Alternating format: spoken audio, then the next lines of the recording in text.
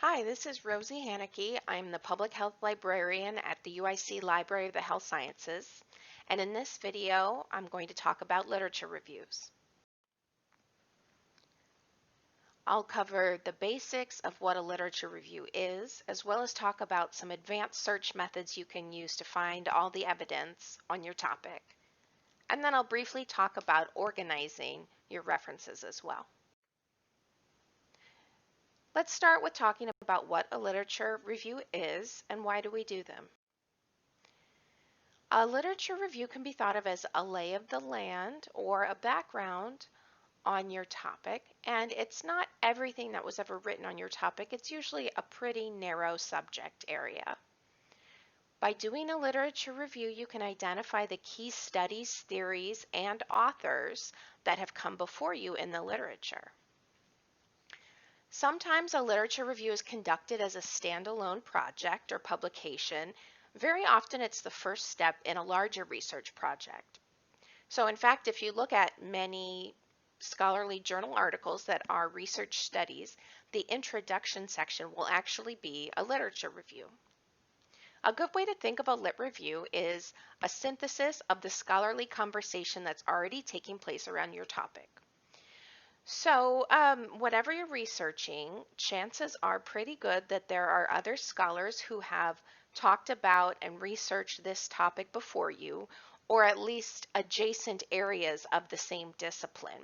So these authors are doing research, replying to one another, building on what one another have done, and we call this work the scholarly conversation.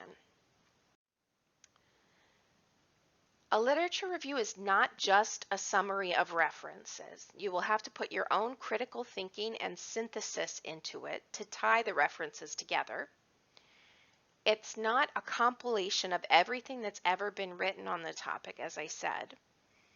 And it's not really a place to introduce new arguments. So you're bringing your own critical thinking and synthesis into the review, but you're not making your own argument or describing your own research findings in a literature review. To go back to that scholarly conversation metaphor, think of it as if these people were in conversation and you came up and wanted to join their group when they were already talking about something. You'd be pretty confused and you wouldn't know what's going on. So conducting a literature review is sort of like eavesdropping on this scholarly conversation that's already taking place around your topic.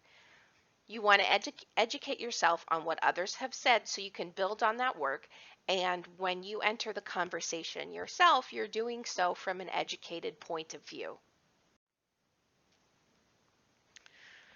Why are we doing a literature review? Well, as I said, we want to place our work in the context of what others have done. So you're using your literature review to summarize what do we know as a field about this topic and where are the gaps. From the perspective of a researcher, doing a literature review allows you to avoid reinventing the wheel, by which I mean you can learn from what others have done, perhaps avoiding their mistakes and learning from their successes. You can justify your research. So why is this a problem? Why now? Why is this a public health issue? And of course, especially when you're doing a literature review as part of a larger project, like grant work or a research study, what you're doing matters. So you want to make sure you have all the relevant information before you act. Literature review is a broad category of publication. It can include a lot of different things. It can look very different. When we say literature review broadly, we're usually talking about a traditional literature review, which is also called a narrative review or thematic review. But there are many other literature review methodologies, such as systematic review, scoping review, rapid umbrella relist, and actually many other reviews. The two you'll hear talked about most often are systematic review and traditional lit review, narrative review, or quite often it's just called the lit review. Systematic reviews tend to, they will focus on a very narrow effectiveness question, and a traditional literature review will take a broader look on a topic. So sometimes students will ask me, am I doing a systematic review? Don't get tied up in this definition. Just remember that all literature reviews should be systematic in the sense that all research is expected to follow some system of inquiry. This quote is from an article I really like called Meeting the Review Family. So I would encourage you to check that out if you're interested in learning more about these different methodologies. But in general, all you have to remember is that you're doing a literature review systematically, and what I hope to do in this video is present that system of inquiry for you to follow. The steps of a literature review are as follows. First, you're going to define your research question if that's not already been provided to you. Conduct initial scoping searches or exploratory searches where you start to dig into the literature around your topic and maybe explore which avenue you could go down with your lit review. Refine your research question.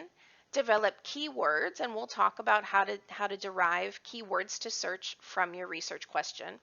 Then you'll actually search for literature, read the articles you found, maybe winnow them down to a smaller subset of everything that you found, evaluate the research, take notes, and then finally create whatever your final product is. That might be an annotated bibliography where you include a reference and then a paragraph or annotation describing that reference. A literature review commonly includes a narrative synthesis, by which I mean a paper, regular narration rather than one reference followed by one another, a more synthesized product. So before you go about writing your literature review, you of course want to clarify what you want to do, what the final product should look like. But whether you're doing a synthesized essay-style literature review or an annotated bibliography, the process for finding literature is the same. It's important to keep in mind that in this video, I'm going to present the lit review searching process in a very linear fashion. Do this, then that, then this, then that. But in reality, this is an iterative process. You're going to go back to go, do lots of different things in lots of different orders, repeat yourself, refine, lather, rinse, repeat. So that's fine, and that's actually what it does look like. There are a few different types of articles you might encounter when you're searching library databases. And I will say that you do want to search library databases in order to cut right to the types of sources with the most substance and that are most likely to contain the type of research that you want when you're doing a scholarly literature review, namely peer-reviewed articles.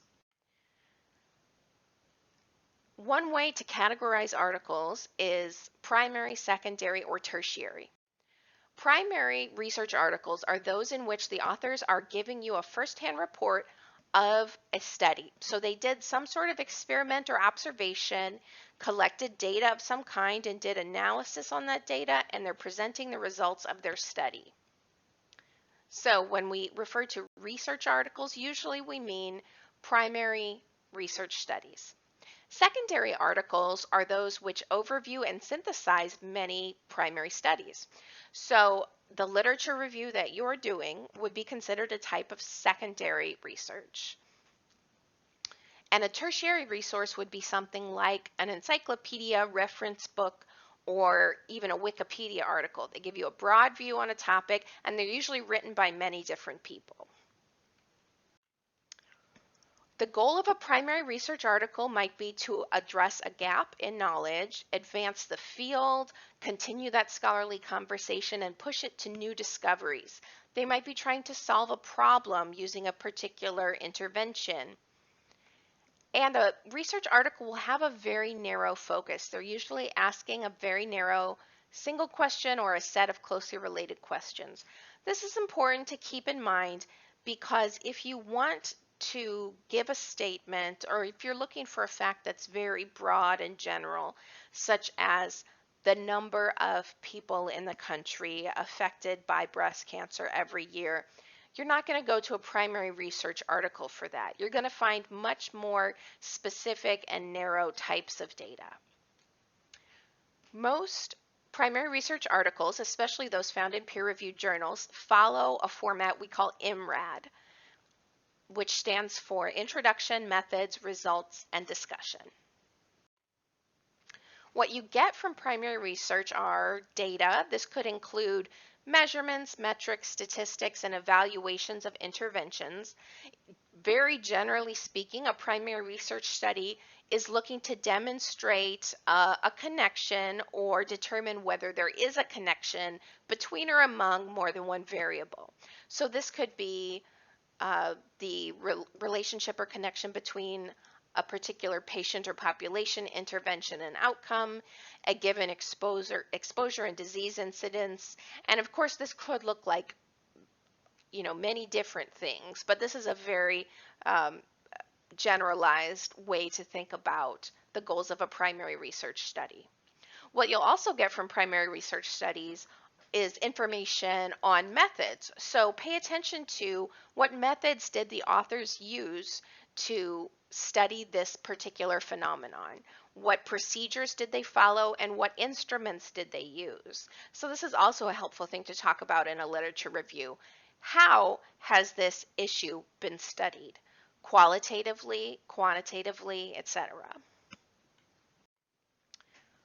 Talking about review articles or secondary research, these are a good way to find background on your topic and build your own knowledge base. Review articles are already synthesized looking at multiple research studies. So usually if you're doing a lit review, you're going to be engaging more with the primary literature rather than doing a synthesis of someone else's synthesis. But if you come across secondary research articles when you're doing your searching in databases, they can be a real treasure trove to educate yourself on the foundations of your topic, as well as lead you to primary research articles, because you can use the references in that article to find which studies the authors have cited. This is an example of a primary research study. The way we can tell it's a primary study is, for one, in the title, it's described as a cross-sectional study. And if we look at the methods section, we can see that this study was conducted by a survey conducted among over 300 parent-child dyads or pairs. So they describe the methods they used to collect and analyze the data as well as the results of their study. This abstract looks very similar, but if you look more closely, you can see it's actually a secondary research article. If you examine the methods section, you can see that the authors conducted a systematic search of 5 databases for studies. So they're describing the research process behind a secondary research article, a review article. This is a systematic review. And in their results, they describe the 16 articles that they found and how they summarized their findings.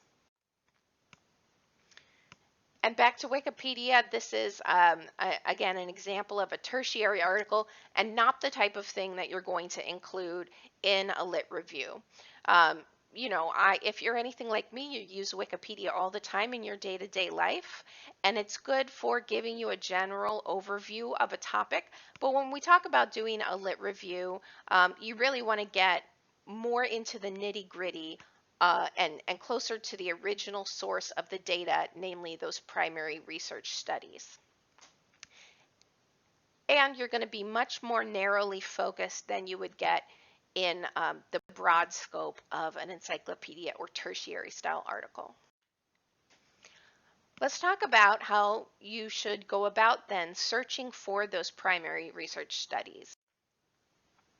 First, make sure you appropriately define and refine your research question. Again, if your question has been assigned to you, this may not apply, but ask yourself if you can describe that topic in a sentence or two. If you can't make your question into a full statement, if you only have a vague idea, for example, children and behavioral health, or a couple of key words, do some of that exploratory searching. Just do some Googling or look at a Wikipedia article on your topic, or start to look at the articles that come up in PubMed or Google Scholar. What comes up? What are some directions that you could narrow in on? And when you start exploring these directions, sketch out those threads. Sometimes, if you're a visual person like I am, it might help you to think of your topic in the terms of a concept map or a mind map. Keep in mind that whatever your topic is, there are a lot of different threads that you could go down. You might do separate searches on each of these threads. And remember that when you're doing a lit review, not every article is going to look exactly the same. You're going to use many articles, each of which discuss a unique aspect of your topic. They're all going to be there for a reason. They're all going to contribute something different to your lit review. So if it helps, think about sketching out your topic like this and finding articles that support each of these subtopics. If the concept map approach doesn't work for you, think about creating a traditional outline like we did in middle school history class, item 1, item 1A, etc. What are the elements you would include in that outline? If you were giving a PowerPoint presentation, what would each slide say? How would you break the topic down? So again, think about subtopics or sub-themes. The last point on here, talk it through with a friend and show your receipts. What I mean by that is, and you might come back to this approach after you've done your done the bulk of your research, but if you want to make a statement such as the XYZ issue is an important factor in, the incidence of chronic heart disease, show your receipts. So what's your proof for that? If you want to make a statement in your paper, in your lit review, you need to have a source that backs that up. Once you have your topic decided upon, break your topic into its core concepts and then search multiple databases. As I've already mentioned, I really want to encourage you and urge you to use library databases to do your searching. This is the most efficient use of your time because it's going to cut you straight to the places that are most likely to have the most recent research, the most well-referenced research. Not to say that you can't find good things elsewhere, but in the interest of saving yourself time, search library databases so you don't have to wade through everything else, all the commercial sources and popular sources that are out there. We're going to focus on PubMed, which is the major health sciences database. It has over 30 million citations in the health sciences. Just because this is really our go-to for any type of research when it comes to public health. We do have other databases, multidisciplinary databases such as Web of Science and Scopus, and it's not listed here, but Google Scholar would fall into this multidisciplinary category as well. And then we have discipline-specific databases like PsycInfo, which is psychology and mental health, Sociological Abstracts, and ERIC, which is a major education database. These are just 3 of the hundreds of databases that we have access to through the UIC library. So think about searching more than one place because, as we know, the nature of many of these public health topics is interdisciplinary. So all the literature wouldn't necessarily be in a single place. Let's work through an example together. How does exercise affect the incidence of breast cancer? The first thing I want to do is pull out just a few keywords, and that's what I'm going to base my search on. So from this question, I'm pulling out as core concepts, exercise and breast cancer. To access PubMed, I'm going to start at the library homepage. Especially when you're doing research from off campus, starting at the UIC library page is the best way to ensure that you'll be able to access all of our full-text subscriptions. So start at library.uic.edu, or you can find our website just by doing a Google search for UIC Library. Then you'll see a PubMed link under the main library search box here. And here from the PubMed homepage, you can type in your search terms.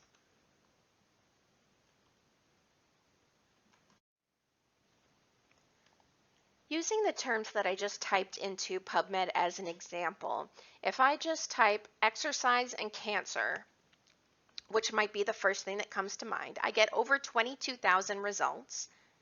And as I look through them, I start to notice that many of them look irrelevant. For example, this article talks about gender differences in surgical skills among medical students. So why did this come up in a search for articles about exercise and cancer? Well, for one, the exercise component is easy to figure out.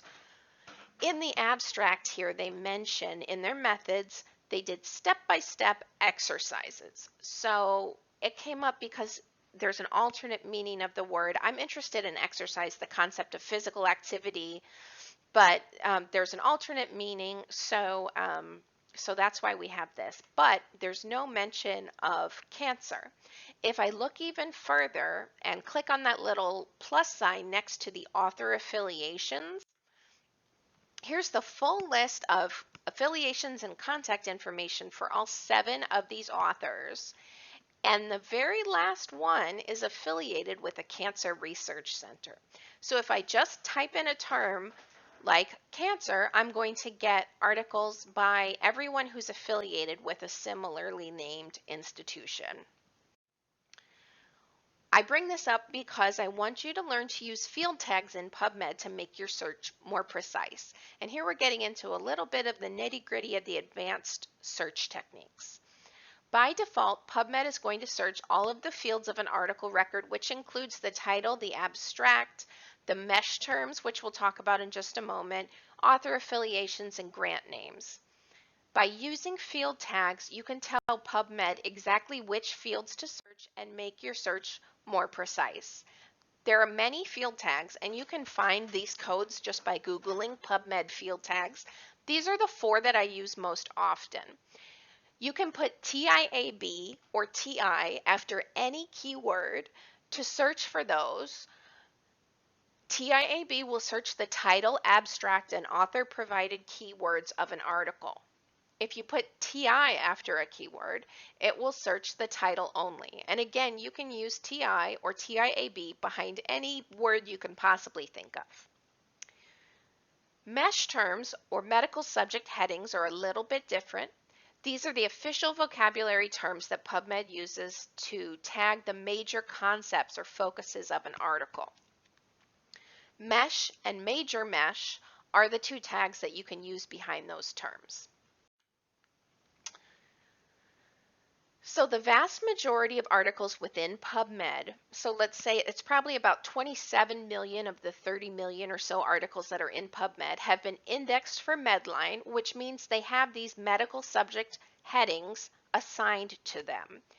If you search by the mesh terms with those field tags, you can locate all of the literature on a given topic, regardless of what terminology the author is using and regardless of how the field has changed the way that they describe a certain topic over time.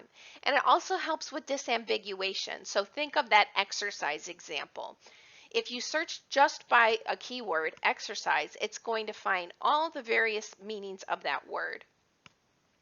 But if you search by the mesh term for exercise, it will only find those terms that have the meaning that I'm looking for.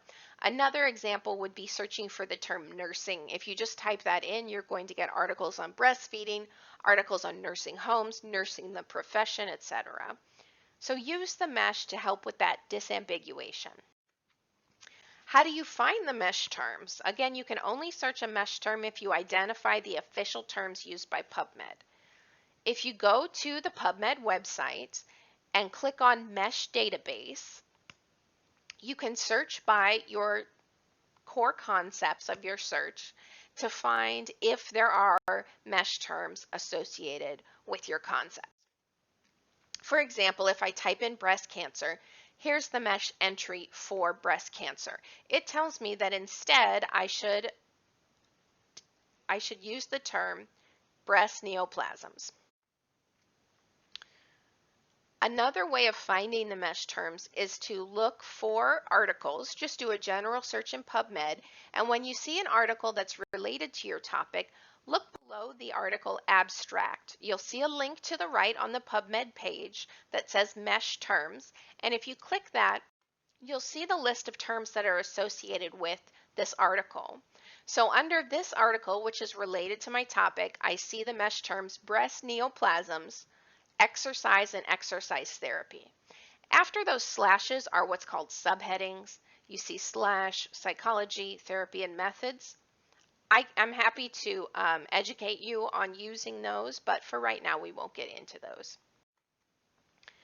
So what I recommend is that when you're doing a comprehensive literature review, make a list of all the terms that you can find. So in the left-hand column, I have all the terms that are associated with my topic. The first two are official mesh terms. I'm going to search for exercise as a mesh term, exercise therapy as a mesh term, and then I have two other phrases that I'm including, and I'm looking for those in the titles and abstracts of articles. Physical activity, physical inactivity, I have those enclosed in double quotation marks to tell PubMed to only look for articles where those two words appear as a phrase that is right next to one another. Under the breast cancer concept, I'm including that mesh term, breast neoplasms, and I'm looking in the titles and abstracts of articles for breast cancer, and then as an example, a type of breast cancer, I also want to find articles that have the phrase invasive ductal carcinoma. Now, if all of these codes and the syntax is confusing you, please do reach out to me and we can walk through this via a screen share. I'm happy to do that. It's fine if you don't, if this isn't clicking with you right away. It takes time.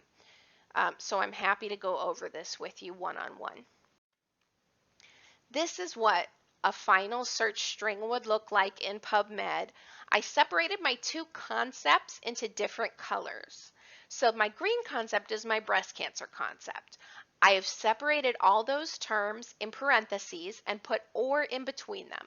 So I'm telling PubMed I want every result to have either breast neoplasms, breast cancer, or invasive ductal carcinoma, or it could have more than one of those.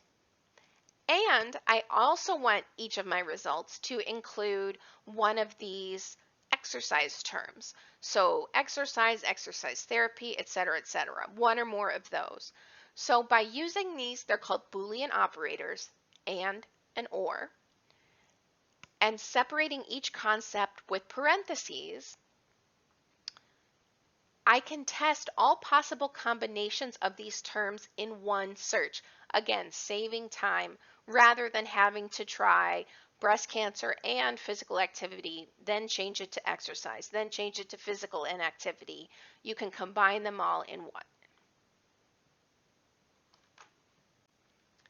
So when I enter this complete search string into the PubMed search box, I get over 3,000 results, which is a much more narrow field than, excuse me, than the 22,000 that I found earlier. They're sorted by best match. I can change this if I'd rather see the most recent things at the top of the list. Just to go over a few components of PubMed, I can click into an article to see the full information, including citation, the digital object identifier, which you'll need for your references, title, abstract, and then again, I can scroll down to see the mesh terms and see if there are any additional terms that I want to add into my search. In this case, I have the two major terms. If I want to access this article, I can click either one of these buttons. The best way to check whether UIC has full text of this article is to click Find It at UIC. And this button is the reason why you always want to start your search at the library homepage. Otherwise, it won't show up. So I click that. It opens a new tab that searches Primo, which is our catalog system. This tells me that we have this journal through Clinical Key. I can click on that link to open up a new window. I have to log in with my NetID and password. It's the same ID you use for your email, logging into Blackboard, etc. and here I see the article. Now, for the articles that we don't have access to full text, that's fine. You'll click on that Find It at UIC button and then Request via Interlibrary Loan. Interlibrary Loan is a system that you can use to request an article. We'll get it for you from another library, and within a few business days, you'll get a link to download the article via PDF. So don't let the fact that we don't have an article immediately full text dissuade you from using it. On the previous page, relatedly, there are these filters that you can use to narrow down if you're only looking for a particular date range or type of article or language. I want to discourage you from using this filter, however, for text availability. It can be tempting to click free full text, but that's going to limit to just what's freely available publicly. If you click that, it's going to exclude a lot of articles that we actually have through our UIC library subscriptions. So don't use this filter. And again, just let me know if I can help you with accessing full text. One final example of how a topic can evolve into multiple search terms. Let's say I'm interested in adolescents using JUUL. I look up JUUL in that mesh database and I see that there is not a mesh term for JUUL, which is not surprising. It's a brand name, so I wouldn't think that there would be a mesh term. So what I do instead is do a search for articles that mention the word JUUL and then look at the mesh terms that are underneath those articles, as well as additional keywords in the titles and abstracts. And in the end, this is my final search string. The second concept, the adolescent concept, is simpler. I have adolescent, the mesh term, or adolescent in the title or abstract, or teen in the title or abstract. After adolescent and teen, you can see there's an asterisk. This is Shift 8 on your keyboard. What this does, it's called truncation. It tells PubMed to search for all of the alternate endings of a word. So in the case of teen, it'll search for anything that begins with T-E-E-N. Teen, teenage, teenaged, teenager, teenagers, etc. In the JUUL concept, this is a great example because there's so many different ways that the field has described this type of product just in recent years. So you might search for vaping. Vaping is a mesh term. Electronic nicotine delivery systems is also a mesh term, but I've also seen them described as e-cigarettes, electronic cigarettes, smokeless tobacco products, OTPs for other tobacco products, etc., etc. You can include as many of these terms as you want to describe a concept. Just remember to separate the synonyms or related terms with or and keep them enclosed in parentheses. And again, just let me know if you'd like help organizing your terms like this. Quite often people come to me and they say they're finding lots of articles but not the ones they want. So there's different reasons why that may be happening, and again, I'd say the best way to troubleshoot is to make an appointment with me, but here's a few things you can try. You can search for a term just in the title of an article. This is the most targeted and narrow way to search. So for example, if you type in food insecurity, you could search just TI. Now keep in mind, this is not what you want to try to start out with, but if you're getting way too many results, it's a good way to narrow down to just those that have that as a main concept. Use controlled vocabulary, that is mesh terms, to tell the database each term must be a major concept in the article results.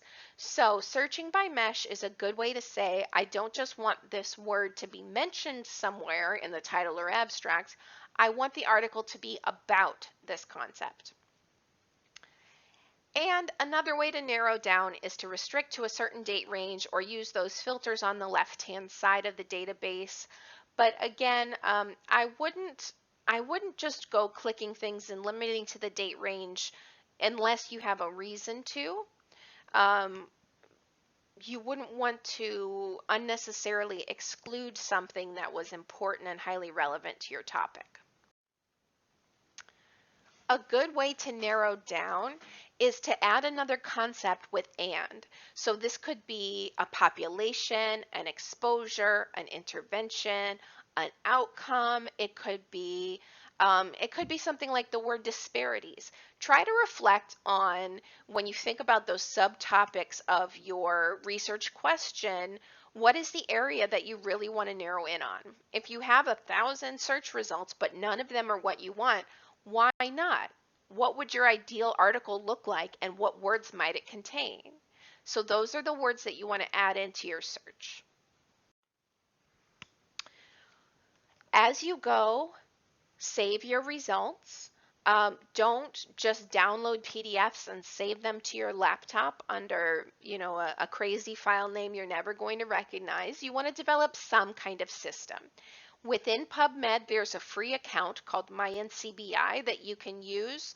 You can just sign up with any email address, I believe, or your Google account, and it will save your articles as you go. You can create folders, and it keeps track of the search terms that you use. You can turn that feature off, but I really like it, especially at times when I'm working on more than one computer. I can pick up where I left off, even if I'm using a different machine. You might want to look into using a citation manager. The one that we have through the library is called RefWorks, but there are others as well, including some that are free online. These are programs that create your own personal database of references. You can save directly from PubMed or other databases to your citation manager, organize them into folders, share them with group members, and most important for many students, they can help you generate your citations. So please let me or another librarian know if you'd like help learning how to use a citation manager like RefWorks. One approach for doing a lit review is to save all of your results to your citation manager. So create a folder with 100 or more articles in it, and then at a later time at your leisure, you can go through and review the articles and sort them into yes or no folders. So if you're finding a lot of articles, especially if this is a topic you're interested in and finding a lot of things you want to save, you can just save them all to your citation manager and go through them later to whittle them down. As I mentioned, you will want to search more than one database. Just in the interest of time, we're not going to be looking at other databases today, but again, I'm happy to do that with you one-on-one. Use your PubMed search as a starting point for the next database. In the library world, we call this translating your search to another database. Each database has its own controlled vocabulary, which is what the mesh terms are to PubMed. They're often called subjects or subject headings or subject descriptors, and the databases will often pull those out and suggest them to you. Again, if you're doing a comprehensive lit review, this is an important step and one that we're happy to help you with at the library. Searching for articles through databases like PubMed is an important and major component of the literature review process for finding literature, but it is just the first component. So I would encourage you to first look for articles in databases like PubMed, keeping track of your search terms as you go. Use the Find It at UIC button to search for full text, and anything that isn't immediately available full text, request it through interlibrary loan. The second path to finding literature would be, after you have that initial result set of articles, look in the reference lists or bibliographies of those articles for authors that are writing on the same topic. And the more articles you read, the more literature you go through, the more often you'll see the same references appearing again and again. That's a good sign that that's something foundational, high impact, that's important for you to know about. The third path to literature, some of you may not be familiar with. This is called forward citation searching. You can use databases like Scopus, Web of Science, or Google Scholar to find newer articles that have cited a particular work. So let's say you have one of these foundational articles that introduced a really important theory or framework, or maybe a landmark study that came out 30 years ago. Well, you want to see how that scholarly conversation continued after that landmark study. Plug the article into a database like Web of Science, and you can see how many times it has been cited, and click on that link to see everyone who cited that publication since. Citation tracking backwards through the bibliography at the end of an article and forwards using one of these multidisciplinary databases is an excellent way to follow the scholarly conversation around your topic. It will also help you find the articles that have been very highly cited on a topic. So again, you can use any of these three databases, and let me know if you'd like to make an appointment to go through how to do this forward citation tracking. Just a reminder to stay organized as you go. Keep track of the databases searched and the search terms that you used. If you ever need to retrace your steps, you'll be able to. And save the articles in one location. Whatever your system is, use that system always. And I would encourage you to use something cloud-based. You can use Google Drive, and the citation managers like RefWorks, Zotero, Mendeley are cloud-based as well. Just a few words to wrap up about the lit review process in general. Remember that the search process is iterative, as I said when we began. It is also complex. So going back to that example of JUUL, teenagers and vaping, think about all the different angles you could take on that topic. From the more clinical topics like adolescent health and vaping, effectiveness of e-cigarettes in encouraging smoking cessation. You could look at the policy aspect, the sociology aspect, the educational aspect. You could look in recent news.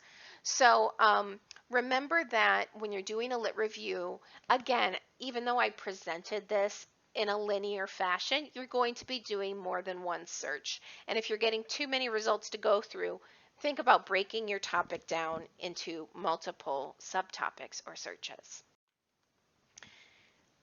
Just a reassuring word, it can be an overwhelming process. This is normal. There are many directions you could take, and there's a heck of a lot of literature out there. So if you're feeling overwhelmed, you're not alone.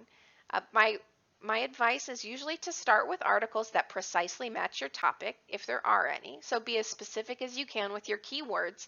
And then if you want to, you can expand from there.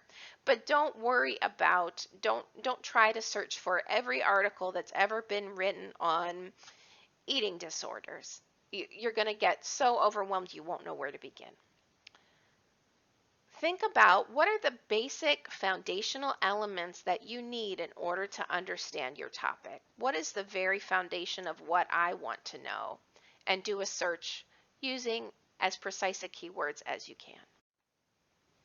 A question I get a lot, how do I know if I found everything? Sort of a trick question. You won't know that you found everything, but there are a few things you can check. First, as I mentioned, you'll see the same authors, the same articles, the same references pop up again and again. This is a good sign that you're reaching saturation, if you will, and you're coming close to finding everything that's out there. Have you searched in more than one place?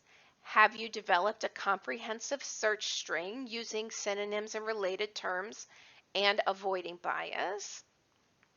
Meaning, are you just including terms like effective or positive outcomes or something that might bias your search results towards only a small set of the information?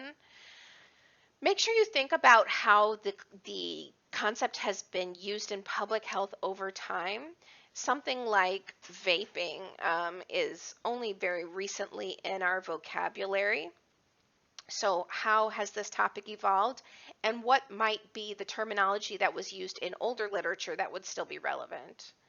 And again, I highly, highly recommend and urge you to do forward and backward citation tracking after you've found a few key articles. And in databases like PubMed, you'll see articles commonly viewed together or similar articles, and use those features to find more of the same.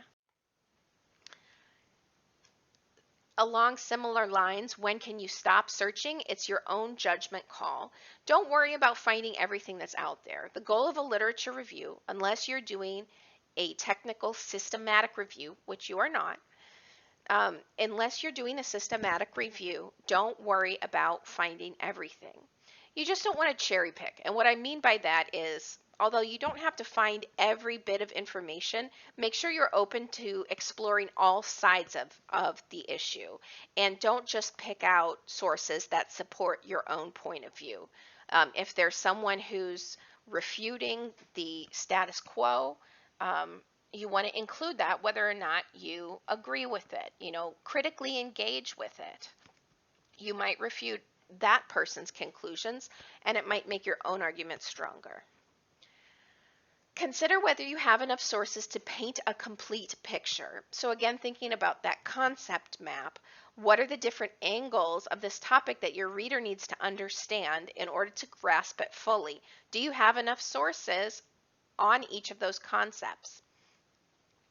If you can, it depends on what your final product will look like, but if you can, be transparent about the methods that you use to find your literature.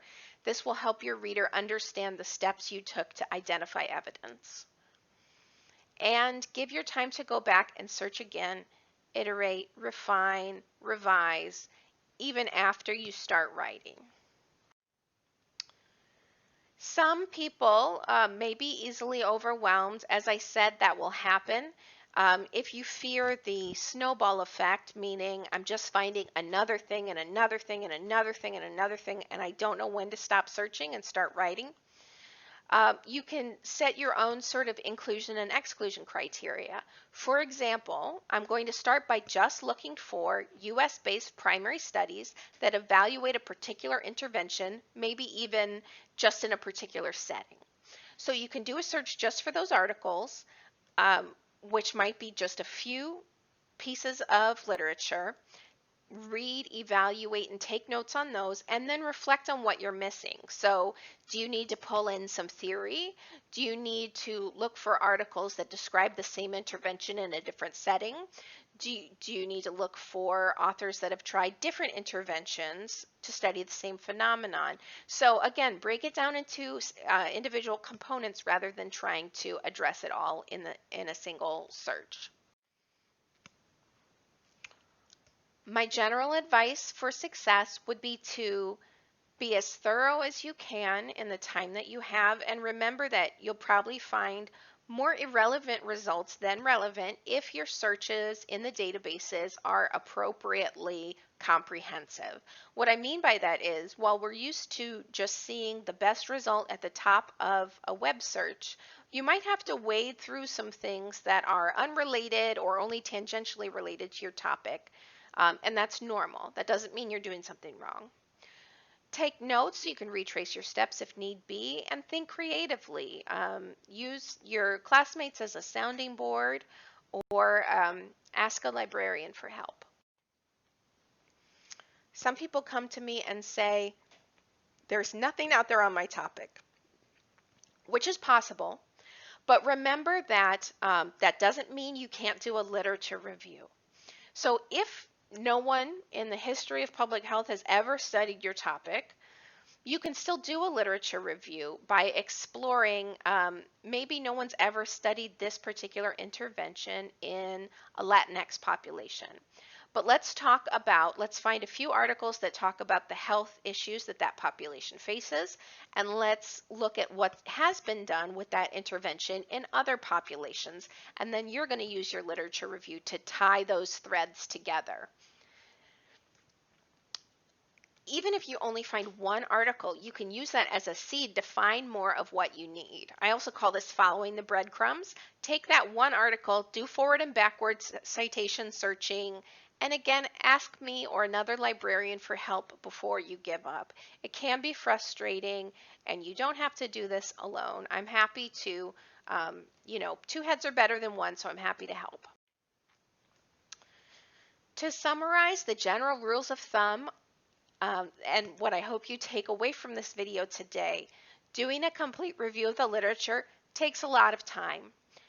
So you want to allow yourself appropriate time to do this process, iterate, revise as needed, and you want to give yourself time to fall down the rabbit hole and let yourself become immersed in the literature, because the more you read, the more literature you go through, the closer you will be to understanding that scholarly conversation, having a grasp on it, and being able to enter the conversation yourself from an educated point of view. To keep from being hopelessly overwhelmed, my advice with searches is to start specific, use as precise of keywords as possible, and then zoom out or do broader searches if you need to. And again, save your work as you go and use a citation manager or another note-taking system to retrace your steps if you need to. I'm always happy to help. I have student hours by appointment during regular business hours, Monday to Friday. You can email me directly or use the form that's under Contact Us on the library website.